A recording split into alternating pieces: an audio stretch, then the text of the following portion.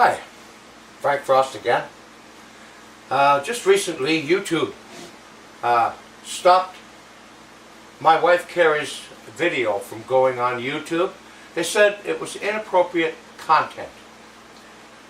Now, YouTube is owned by Google, and my friend Arthur, he calls it Jugal, but nevertheless. That video of Carrie's is my copyright. Mine. Frank Frost, phone 250-569-0338. I own the copyright on this video. That video and her written statement, which is on many, many websites around the world, is in 2 court files as a matter of public record. You don't have the right, YouTube, to censor that video. You're protecting the RCMP, you're protecting the federal and provincial government here in Canada, and you have no right to do that. As I understand it, the CIA funded Google, so I'm going to give you some file numbers. The first file number is a CSA file in Prince George, British Columbia. File number 124182. You'll see on the bottom of this document, which is going to be posted on my websites around the world, that it's stamped by the Prince George Registry and it's entered into that file number. Also, I submitted that file, that video, and her written statement into court file 5845-3439.1. That's a Valemont file, because the Valemont Registry, that's their number, but it was also put into the court registry in Prince George through Judge Gray's court, of which I attended and submitted to him. I also was in court yesterday, March 6th. Excuse me, March 10th.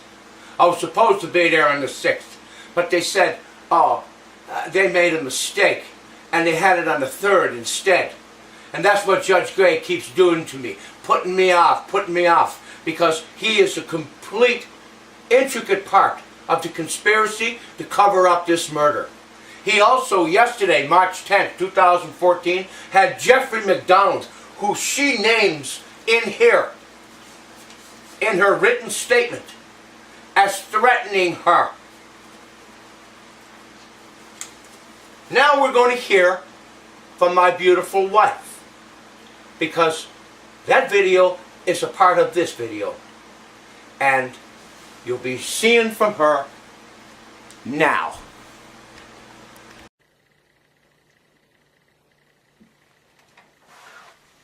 Hi, my name is Carrie and I'm doing this video as my statement, but I am going to have to read from what I have written because I'm not a very good speaker.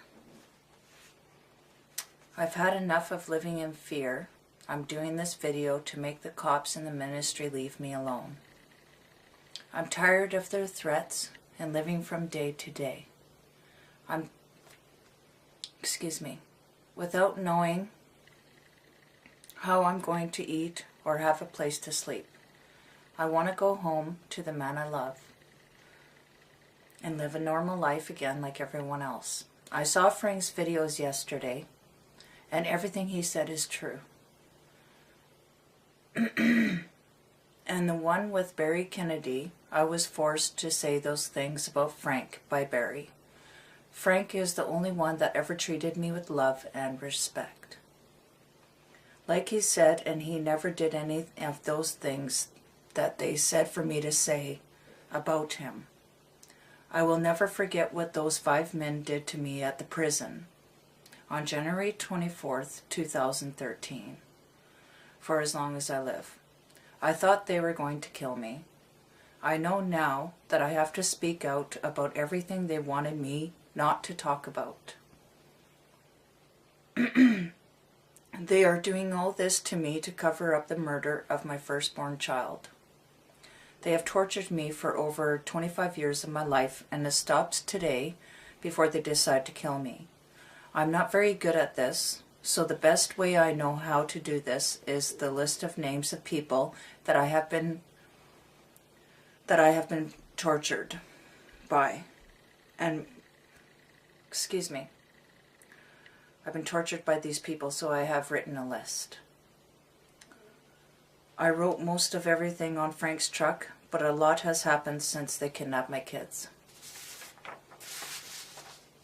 Charles Elvin McKee is my father. He murdered my baby by holding his hand over the baby's mouth. Ken Aziz and James Turner. They sexually molested me starting when I was 8 years old, and it stopped when I was 12. They were present when the murder took place. There was also one other man, but I cannot remember his name. Doug Newman, Barb Weber. I was the one who brought the cops to my house to arrest my father for the other crimes, but not the murder. I think they knew about the murder because they dug up the backyard and said that they were looking for guns. But I think they were looking for the baby's body. Ministry of Children and Families in Chetwynd, BC that tortured me and my children. Kim DeVoos, Bonnie Avey, Kathy Kennedy, District of Ministry of Children and Families in Dawson Creek. MCFD, McBride, BC in Prince George. They knew about the murder and threatened me and tortured me to be silent and lie about Frank. The names are Raylene Bryce, Jesse Smith, Aaron Earl, Beth Fredericks, Ashley, Emily, Elizabeth Dupree, Penny Rivard, Melanie Johnson, Jeff, Jennifer Quam, Tamara Parker, and Renee Spence. Jeff McDonald, Crown Prosecutor. He said I had to lie about Frank to shut him up and make this all go away, and if I didn't, he said I would go to prison or to a mental hospital for the rest of my life. Barry Kennedy, Pete Bernstad, Brady, Nathan Fox, McBride Detachment. They all threatened me that I would go to prison if I didn't do what the ministry wanted me to do. They also made me think that I was doing something good for our community if I reported what people that they wanted me to associate with was doing criminally. But I now know they were just trying to make me look bad for the rest of the community. They never did anything about the things I reported, not even when I was gang raped going to town by these people. I also told Erin Earl about what had happened to me, and she did nothing. Simon Wagstaff, Michael Reed, Charles Hutchinsons. Simon Wagstaff told me I was out of everything. He put Michael Reed and Charles as my lawyer, and to this day I have not known anything about the courts and what is happening there. The only conversation I had with Charles is when he called me about mediation on April 30th with Frank. I have not been told about any court or have been given any papers for court ever. All the documents I did have Barry Kennedy and Jesse Smith, they took from my house, so I have no papers.